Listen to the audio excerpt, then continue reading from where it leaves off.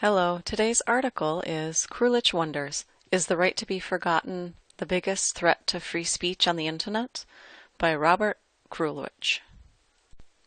First we're going to look at some vocabulary. Our first word is tipsy, which means drunk, and then we've got dubbed, which means called. Next we have the word permanently, which means forever. Presumably, which it means it is believed. Legislation is government law. To holler means to complain. And to alter means to change. Our next word is favor, which means to like. And retain, which means to keep. Next we have amok, which means problematic. And balks, which means to complain.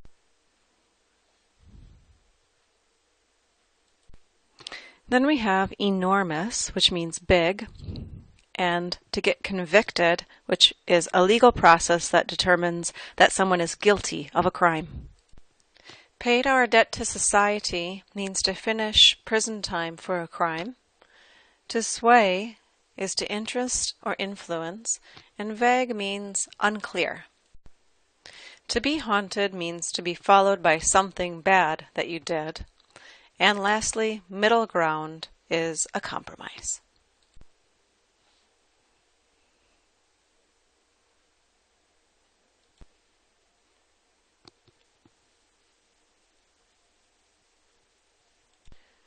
Now I'm going to read through the article for you. Krulwich Wonders, Is the Right to be Forgotten the Biggest Threat to Free Speech on the Internet? By Robert Krulwich. This is Jessica, the tipsy one on the right. She's a Sports Illustrated swimsuit model from Argentina. She is very nice to look at. But if you live in Argentina, you can't look at her. Put Jessica's name in Yahoo, Argentina, and what do you get? You get nothing. A blank. She's not there. Jessica and her lawyers have exercised a legal right, now dubbed the right to be forgotten, that allows you to remove embarrassing pictures or information you put on the web, and do it permanently, totally, which means you can tell Yahoo or Google or Facebook, I don't want that there anymore. I want this to be forgotten. You have the image or the email or whatever in your computers. Remove it, and if you don't, you're breaking the law. Jessica demanded that Yahoo remove certain pictures, and presumably a court has ordered Yahoo to block Jessica searches while the two sides appeal. Argentina is not the only place with a right to be forgotten. Last month, 27 nations in the European community announced legislation that would make it the law across Europe. Danger, dangerous, don't. Immediately, lawyers, especially American lawyers, and particularly lawyers who defend free speech, began to holler. Writing in the Stanford Law Review, Professor Jeffrey Rosen of George Washington University said the proposed European legislation will seriously alter the structure of the Internet, damage companies like Google, Yahoo, and Facebook. But much more importantly, this legislation in its present form, he says, represents the biggest threat to free speech on the Internet in the coming decade. What? Well, here's the argument. Let's start with those who favor the law. Viviane Reding, Vice President of the European Commission, argues that everything we do, our emails, our blog comments, our e-purchases, our porn watching, the tickets we buy, the photos we share, all of it is sitting in databases controlled in the great cloud. That information can and probably will stay in those computers forever. Yes, we put it there when we chose to search for free, mail for free, and shop online. But surely, says Ms. Reding, we should retain some control over that information. After all, it's ours, or was, and we should keep some legal right to erase the stupid, hurtful, dumb things we did or said online. I mean, why not? Because, says Jeffrey Rosen, this law, when made operational, very quickly runs amok. I'm going to paraphrase this argument step by step. Forget that, step one. Step 1. You get drunk one night and take a picture of yourself half naked and post it on your Facebook wall. Dumb idea, yes, but once up, it is reposted on 10 other sites, all Facebook friends. Next morning you think, What have I done? You call Facebook and say, I have just removed this picture from my site. Now I want you to erase that photo so it doesn't exist in any of your servers, now and forevermore. If Facebook balks or doesn't remove it, there will be a fine and maybe criminal prosecution. Any problem with this?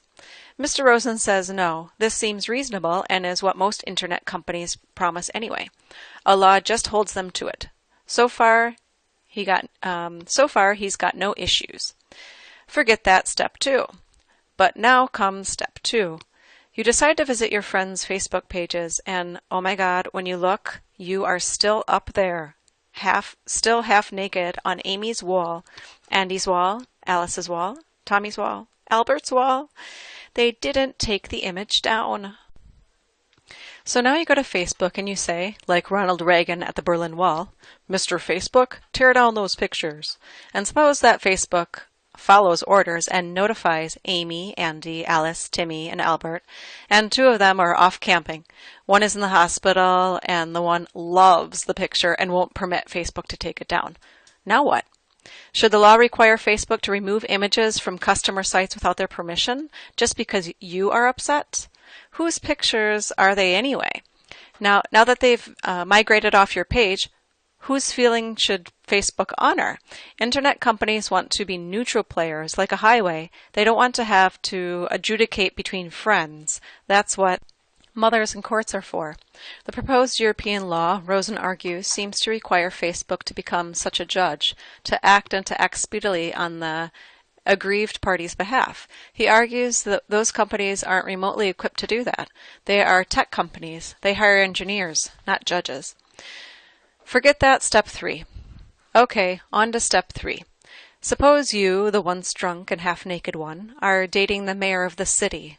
So you are, in a way, a public figure, and that image of you would be of enormous interest to voters, reporters, politicians, and gossips all over town. Should Facebook keep your photo a secret now? What if you have only dated the mayor twice, so interest in you is minimal? Different decision? Who decides? Facebook? When forgetting clashes with free speech, you see how hard this is getting, and these aren't fables, stories like this. Rosen describes a real case in Germany where 2 men murder someone, go to trial, get convicted, serve their time, get released, and when they leave jail, they look up their famous victim's name on Wikipedia, and there they are, named as his killers. They sue Wikipedia's parent company, saying, in effect, we've been to jail, paid our debt to society. We want this incident forgotten, so remove our names, not just from the German Wikipedia. Take us out of all Wikipedias. In America, they'd be thrown out of court. We don't erase people out of history because they have a right to be forgotten. That's a little too Orwellian. He who controls the past controls the future. But privacy has more sway in Europe, and criminals in Germany do get their names expunged in certain circumstances. That case is still being argued. The biggest threat to free speech on the Internet. Rosen says that this law is too vague and that Internet companies, faced with fines or criminal prosecution, may feel compelled to yank pictures from customer sites, erase images that should be public because the law's main aim is to protect people who've done dumb things and don't want to be haunted all their lives by one stupid moment.